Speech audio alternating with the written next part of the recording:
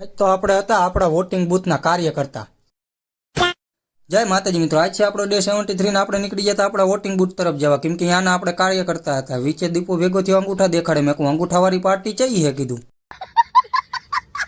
પછી આપણે આવી ગયા તાલુકા પંચાયત વાળા બૂથે. અહીંયા બધા કાર્યકર્તા હાજર જ હતા, એટલે કીધું આપણે નીકળી જાવી આપણા બૂથ તરફ જવાના. આપણા બૂથ આગળ જડેશ્વર દાદાનું મંદિર હતું, એટલે આપણે પછી ત્યાં જઈને હરર મહાદેવ કરીને આવી ગયા. કીધું આપણું નામ ગોતો. બધા આપણું નામ ગોતવા માંડ્યા, પણ આપણું નામ તો હતું જ નહીં. મારો બેટો ડખો કર્યો.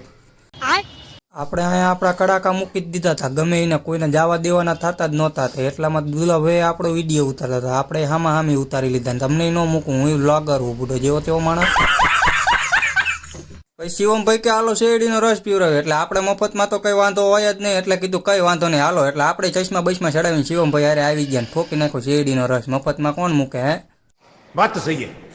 બુથે આવીને જોયું તો દશારણ રાવણ હાજર આવી ગયા. તો મેં કીધું આજે આ ઠોકી નો નાખે બધાને.